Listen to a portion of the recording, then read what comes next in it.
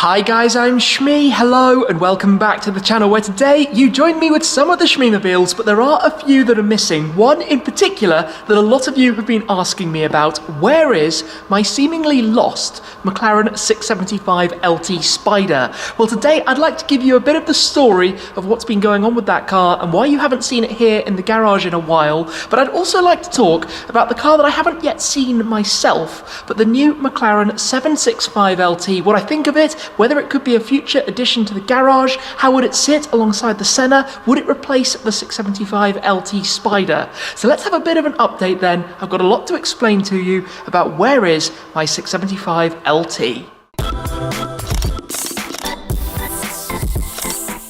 Some of the cars are currently here in the storage, but actually at the moment I have 4 cars that are away for a whole host of different reasons. So let's have a quick rundown of what is where. Here, of course, we do have the McLaren Senna, the Aston GT8, the Ford GT, the Mercedes-AMG GTR Pro, and the AMG G63. There are currently 2 cars that are over at my place, the Heritage Edition Ford Focus RS and the Toyota GR Supra, which leaves us with the others. So the first to come back this weekend, in fact, you will be seeing the reveal of my now Mystic Blue SLS AMG Black Series. I can't wait to share that with you. We'll also see back soon the Red Edition Ford Focus RS. That's actually been away for a couple of months as well. It's been having a brake upgrade amongst other things, so I can't wait to get it back out on the roads. And then quite recently the Ferrari GTC Forlusso went down to the dealer to have its annual service, and also the car is now 3 years old. I bought it when it was just under 2 years old, so it needs its MOT and to have the wheels and tyres swapped back over to the summer ones, so we'll see that back again quite soon. But that leaves us with the 675 LT Spider. What has happened to it? This is quite a long story which goes back about a year, about 12 months ago in spring 2019, with some summer months ahead, and about 3 years after I had bought the 675 LT, I decided to take it back to Topaz Detailing to give it a refresh, to make it look brand new again. Now, like many of the Shmeemobiles, from brand new it had had their full PPF installed. In fact, the 675 LT Spider had actually been delivered to me by the dealer at the front door of Topaz Detailing. It never drove even a single mile on the road because of quite how special the paintwork was before I had taken delivery of the car. Now, in the time that followed, 3 years of driving, 12 or 13,000 miles, doing some supercar convoys behind cars with very wide tyres that throw up stones, driving down dirt roads in Croatia, Bosnia, Montenegro, and all sorts of other things. Like you would expect, it had managed to pick up a couple of stone chips around the front, and we were going to replace some of the parts of PPF. Now, I can actually give you a perfect demo of this on the Vantage GT8 just here, because on this front wheel arch you can see the nick just there from a stone that has glanced off it. Now, the beauty of PPF is you can just replace the film on that panel. Underneath it, you then have the perfectly detailed, fully protected original paintwork when you put a new layer of PPF back on. And you can see this, well, this car's over 3 years old now as well, but it looks immaculate, even though it actually hasn't been washed since I took it down to Goodwood to go film with TGE on the day he collected his new Carrera GT. This will get a good wash. PPF just makes it easier to wash, easier to keep clean, stops it getting swirl marks, and means if you do pick up those stone chips, you can just replace a panel and it is all back to being perfect again. But then, when I got to Topaz, of course, like every car, they did a full inspection, full investigation, went all the way around the entirety of the car, and this is where they found a little bit of a problem. In fact, it is a problem that has plagued many McLarens of that era. So the front wing panels, just beneath the headlights, had small signs of oxidation. It looks a bit like rust, bubbles under the paintwork, but of course the only way to fix it is to replace the panels and respray them to the same paint colour, and it's quite a lengthy process, as you could imagine. So I basically decided I was going to do that a few months later when I was taking this out to the USA, when I went over for a couple of months with the Ford GT. Perfect time, because otherwise the car would have been sat here in the garage. I do have here, though, just to show you the paint sample, the original MSO McLaren Special Operations paint sample from my 675 LT in the MSO Orion Purple, which, just to turn on the light quickly, of course is in my purple with the metallic sparkle in cerulean blue, this colour, because I thought that I would have my McLaren P15, as it was codenamed at the time, in cerulean blue, and these two would end up looking fantastic together, which they do. And the colour, by the way, Orion Purple, was named by my girlfriend about 4 years ago now, after, of course, the Orion Nebula, which it fits absolutely perfectly. Bright purple, kind of metallic, sparkly colour, which looks really very nice. So the car then, of course, in July, needed to go back to start this process off. I expected it was going to take a couple of months, and it did take a couple of months, and it wasn't until I came back from part 2 of the US tour. Remember, I went for a couple of months, came back for some events in Europe, like the Frankfurt Motor Show, which I guess has turned out to be the last Frankfurt Motor Show, and then went back out to go to a few more things with this, back up to Chicago and Detroit and a few other places before it came back home. So when I got back in November, the car was kind of finished, but it wasn't quite right. It wasn't perfect. It wasn't exactly what I needed, but also the bonnet had then oxidized in the last bit of that period when it had been sitting waiting for me to get back. So the bonnet needed to be replaced and repainted, and it kind of just needed to go back and be refreshed again. To be honest, I think it had been left sitting around for too long. It also had a flat battery, which meant it had airbag warning lights. I've explained a little bit of this before. The service schedule needed to be reset. It wasn't in the best of shape. But that was in mid-November, and you might remember when the Shmee 150 channel reached 10 years in January, I wanted to get the 10 cars that I owned at the time all together for a photo. So I decided, very much my choice, to keep it in my garage even though I couldn't drive it, because of course it needed to be repainted, parts replaced to get PPF, and it had no airbags actively working. So I decided to keep it so that it could be part of the shoot, because those photos will last a lifetime. That will be a memory forever, my 10-year anniversary running this YouTube channel. So I kept the car. After that, literally the next day to be fair to them, McLaren came to pick it up, to take it back in, to start the work, where they are replacing the bonnet. They're fitting a carbon fiber bonnet on it, which is very, very cool. Of course, it will be painted, and making sure that the paint color is all absolutely perfect, working directly with the paint manufacturer, but they didn't manage to get it completed until, of course, everything got shut down. So the car will be back at some point. I don't exactly know when, but that is why it seems to have been absent from the garage for a while. It's not that I sold it or that I don't want to drive it for some reason. I really do want to drive it. In fact, a couple of weeks ago, I would have been taking it on a road trip across Europe had everything obviously stayed as was intended a few months ago.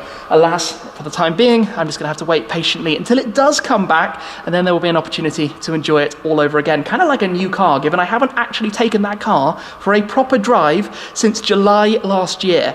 It's about, what, 7 months, 8 months, something like that? No, it's 9 months. Wow, it's time that car needs to be driven again. It's definitely, time is going by way too quickly. But let's move on then to talk about 765 LT. For a bit of background, I am a big fan of McLaren cars. In fact, they are quite literally my local car company. These cars are built in Woking, which is only around 20 miles or so away from here in central London. Now, to date, I've been lucky enough to own more cars from McLaren than I've bought from any other brand in total. And if you saw my recent video going through the entire history of every car I've ever owned, you'll have seen all of them in detail. But I've owned 2 Ferraris, 3 Aston Martins, 4 Fords, 4 Mercedes cars, but I've owned 5 cars that have come from McLaren, starting with the MP412C, going through the 650S Spider, the 675 LT Coupe, 675 LT Spider, and now the Senna as well. So it's no surprise then that the 765 LT has kind of piqued my interest, a car that I'm curious to find out more about. So let's have a quick recap about the details of it. Of course, it was due to be shown at the Geneva Motor Show, which of course was cancelled for bigger reasons this year, but a car that I'm looking forward to seeing in person at some point. For the time being, I've just got the details, the facts and figures, and some pictures to really take in and get a feel for what it's like. But of course, it's the more hardcore version of the 720S, the replacement or second generation of the Super Series. It's actually the 4th LT product now, starting with the McLaren F1 long tail, then of course the 675 LT, which really changed things quite dramatically for McLaren. Then they had the Sports Series car, the 600 LT, and now the 765. For the time being, we have the Coupe. They'll be making a Coupe and a Spider. There'll be 765 units of both. Pricing, I think, actually comes in fairly reasonably for such a car. It's not going to be too much more of an uplift over the 720, and certainly not too much more than the 675 was equivalently back at the time. The 765 boosts power, still the 4-litre twin-turbo V8. Power goes up from 720 horsepower to 765, as the name suggests, 45 horsepower more. The torque goes from 770 newton-meters up to 800 newton-meters, still through the 7-speed dual-clutch gearbox, all rear-wheel drive. But it can now go 0 to 124 miles per hour, 200 kilometers per hour, in just 7.2 seconds. The Senna is 6.9. The 720, I think, was about 7.9.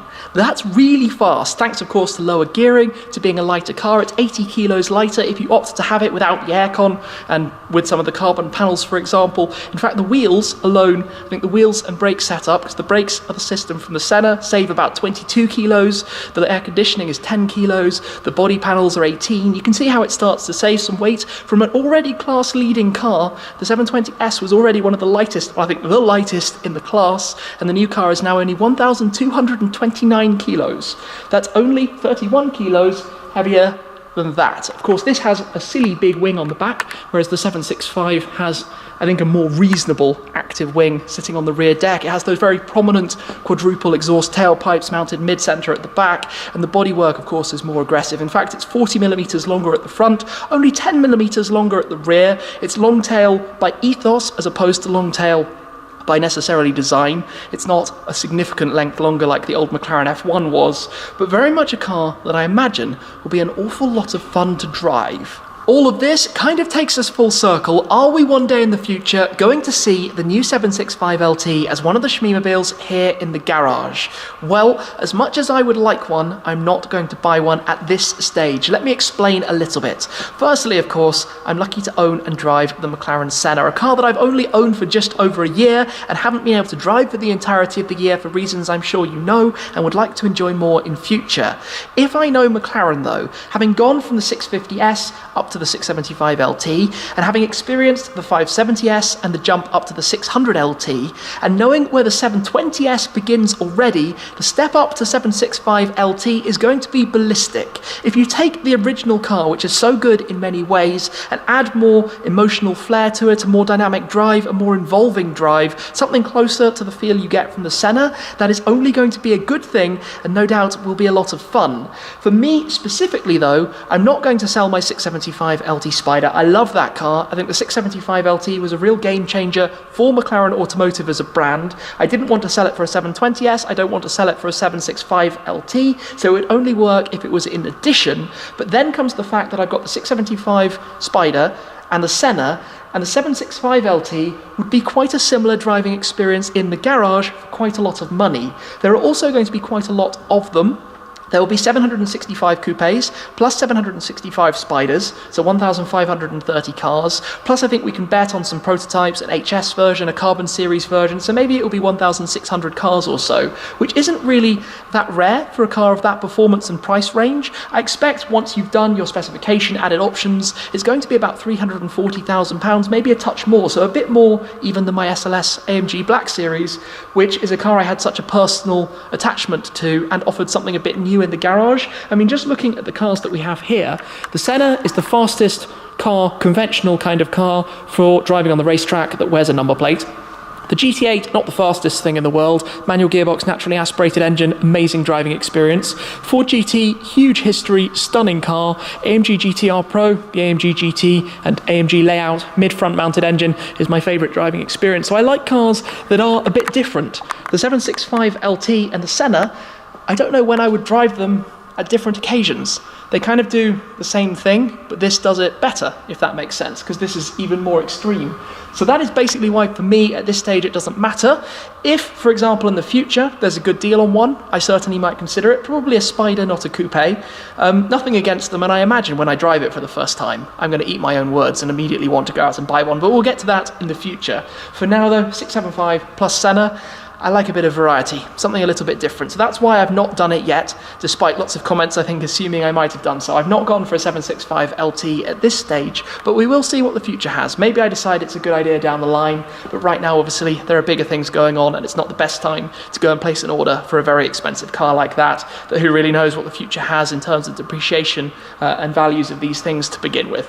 So I'm hoping then that it's not going to be too long until the 675 LT Spider is back here in the garage, all fixed up and all perfectly done. Of course, after it's been painted, it will need to go to Topaz to get PPF, so this might all take a bit of time. And then eventually, fingers crossed, at some point this year, I'll be able to take it for a good run, because I'd love to put some miles on it, especially after how long it's been sitting for, which is something I don't normally like. Of course, I try and take the cars out as often as possible, and I did have some big plans, which is why some things hadn't been driven much, like the Ford GT, for example, has kind of been sat, well, I guess since November, since it came back. I haven't really driven it at all because the plans I had for this month were going to be taking it, well, for 1,000 miles or so of driving, which is no longer going to be happening, unfortunately, but of course, bigger things going on. For the time being, though, my thoughts on the 765 LT, yes, the name is a bit of a tongue twister, I'm sure, for many, 675 and 765. It's going to get a little bit confusing, but it is what it is. It makes sense with the metric horsepower numbers, and that's why sometimes you'll see 754 brake horsepower, because brake horsepower and horsepower, metric and imperial measurements are slightly different.